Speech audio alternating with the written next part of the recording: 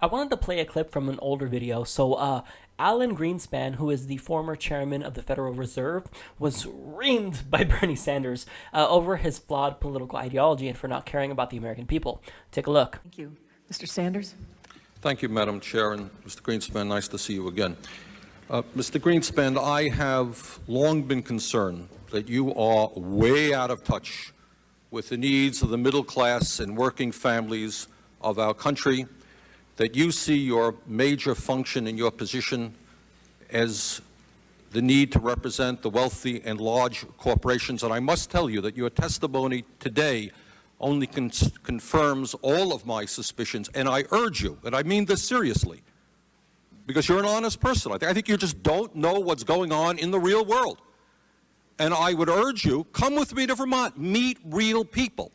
The country clubs and the cocktail parties are not real America.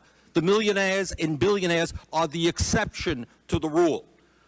You talk about an improving economy while we have lost 3 million private sector jobs in the last 2 years. Long-term unemployment has more than tripled. Unemployment is higher than it has been since 1994. We have a $4 trillion national debt. 1.4 million Americans have lost their health insurance. Millions of seniors can't afford prescription drugs. Middle-class families can't send their kids to college because they don't have the money to do that. Bankruptcy cases have increased by a record-breaking 23%. Business investment is at its lowest level in more than 50 years. CEOs make more than 500 times of what their workers make. The middle class is shrinking. We have the greatest gap between the rich and the poor of any industrialized nation, and this is an economy that is improving. I hate to see what would happen if our economy was sinking. Now, today, you may not have known this. I suspect that you don't, but you have insulted tens of millions of American workers.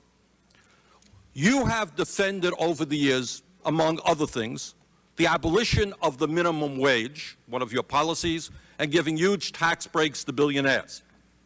But today you reached a new low, I think, by suggesting that manufacturing in America doesn't matter. It doesn't matter where the product is produced. We lost 2 million manufacturing jobs in the last 2 years alone, 10% of our workforce.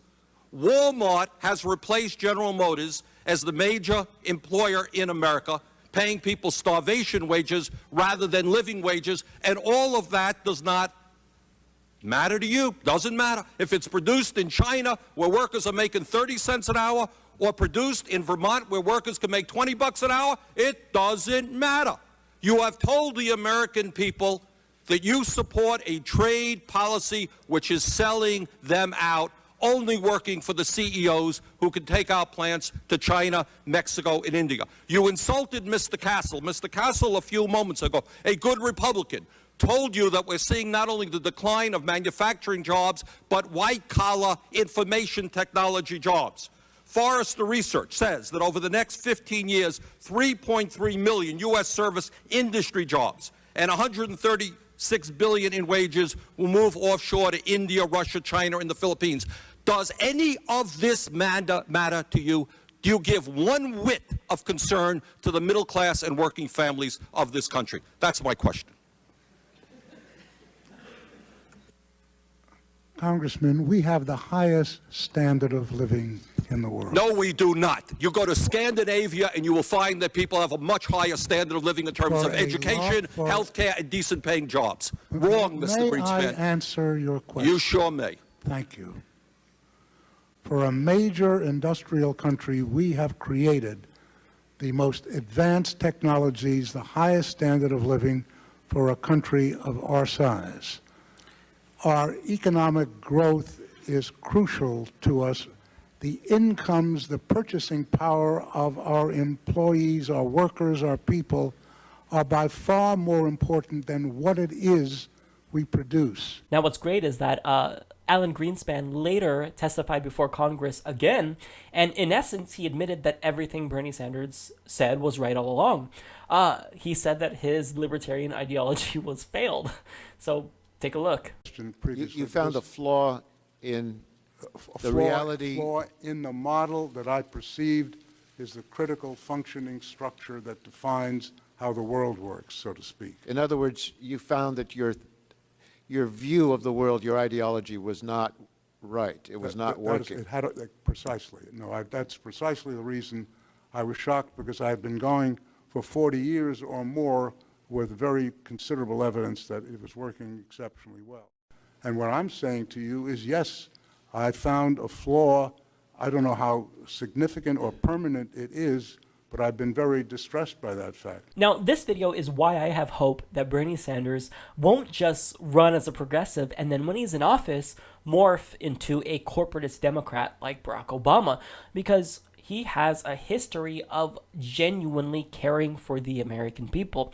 Now, prior to him actually announcing his campaign, he said that he would not run if there was an actual progressive in the race. So if Elizabeth Warren ran, or he knew that Lawrence Lessig would run, he probably wouldn't have decided to enter the race. But because he cares about the American people and he knows that his progressive policies will definitely help the American people, well, he's running on that principle alone. And that's why I think he's such a respectable candidate, because he genuinely cares. I don't trust any politician, but Bernie Sanders is the exception to that rule, because he has a long history of standing up for the marginalized, for standing up for the disadvantaged. I mean, he was marching for MLK back in the day when Hillary Clinton was campaigning with Barry Goldwater.